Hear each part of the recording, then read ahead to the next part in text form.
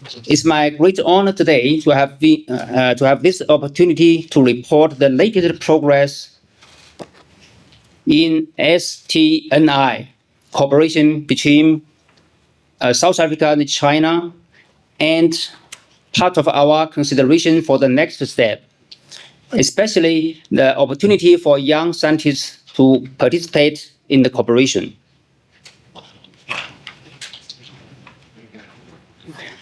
As Ambassador Wu Peng just said, science and technology cooperation has been one of the most dynamic and productive areas of China-South Africa bilateral relations. This is largely thanks to Minister Nzimandi's promotion and dedication. And surely, our Ambassador Wu also deserves credit. The Minister and the Ambassador highlighted frequently on supporting young scientists in their meeting. That's also the case for the meeting between our two science ministers. Every time when I attended the meeting between the two ministers, I was always deeply touched by their sincere friendship, heartfelt smiles, and joyful vibe. As Chinese Minister for Science and Technology, Mr. Yin Hejun said, Minister Nzimandi is my good comrade, good friend, and good brother. This sincere friendship and deep trust has transcended mountains and the sea. It is a vivid manifestation of the China-South Africa all-round strategic cooperative partnership in the new era. And it's a solid foundation for the open science cooperation during the G20 summit, and the cornerstone for broader science technology cooperation. So, what does it mean for our young scientists? 2 years ago, when Minister Nzimandi met with Minister Yin in Beijing, he suggested that the funding project under our joint research program should be doubled. From then, 15 projects per year to 30 projects per year. And then Minister Yin said, I agree. No hesitation, no discussion. That's trust. This year, the list of 30 projects we jointly funded will be released soon, doubling that of last year. So that's not all. When Deputy Minister Gina met with her Chinese counterpart, Vice Minister Chen Jingquan, in Beijing at the fourth meeting of the China-South Africa high-level people-to-people exchange mechanism, they signed a renewed MOU for the Young Scientists Exchange Program, which has been suspended during the pandemic. And before the pandemic, as we know, that Ms. Motsunu, the moderator of our today's panel discussion, is also the guarantee of this program. So with the resume of this program, the review process of the application submitted last year has concluded, and the 10th South African young scientists will soon receive funding notification.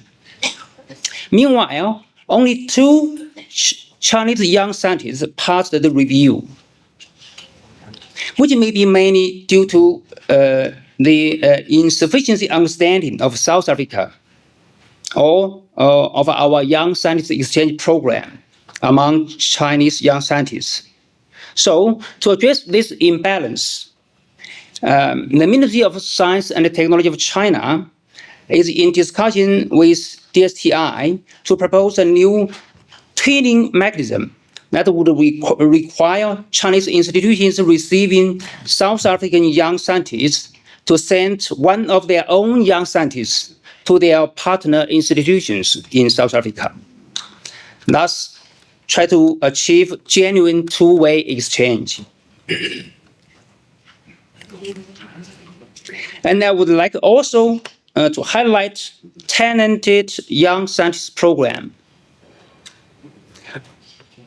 And this program, I just found that the participation in the so-called TYSP, the Talented Young Scientists Program, among young scientists of South Africa is insufficient, and the number of guarantee does not match South Africa's status as the top science power in Africa continent.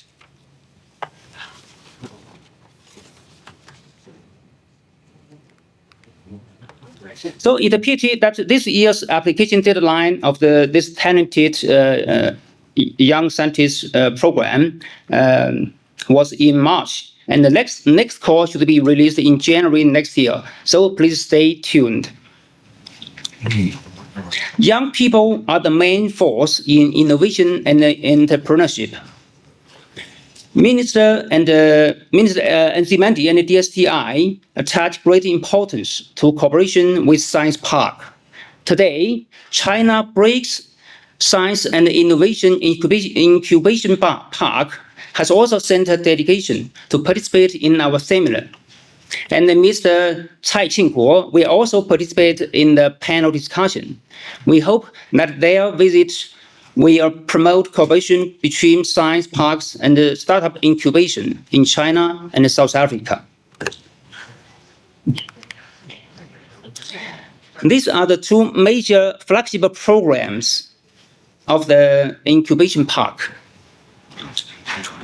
For the first one is the Susong Cup BRICS track. The outstanding innovation project from BRICS countries is expected to receive up to 5 million RMB in venture capital.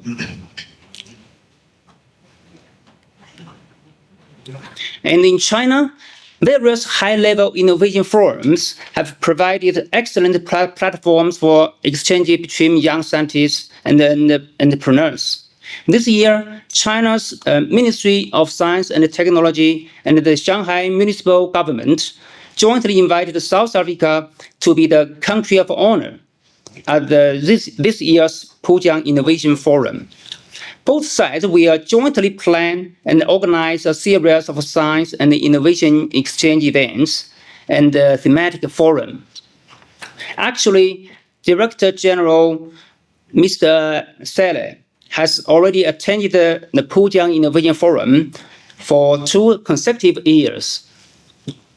This year, we hope that more young scientists of South Africa will participate in the forum.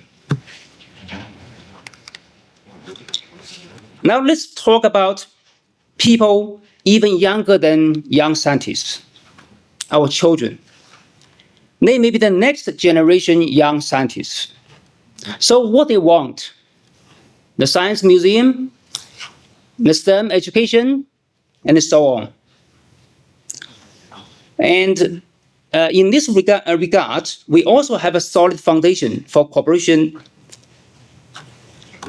For example, in September 2024, Minister Nzimande and the chair of the China Association of Science and Technology, Mr. He Junke, co-signed an MOU witnessed by 2 our presidents.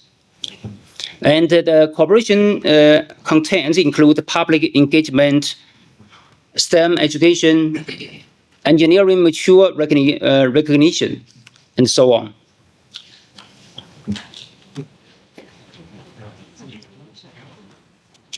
And as a measure to implement this MOU, the China Science and Technology Museum, affiliated with the China Association of Science and Technology, donated a science space worth 2 million RMB to Sci-Bono Discovery Center in Johannesburg, and provided a training course on public engagement on November 20th last year. This Listen Science space opened to the public, marking new progress in science engagement between China and South Africa.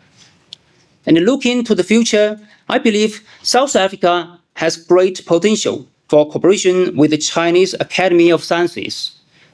For example, its FAST facility and other big science facility management institutions in building a science tourism hub center on SKO sites, for example. And these are photos from the first day of the science space opened. So that's our cooperation, and that's our shared future. Thank you all.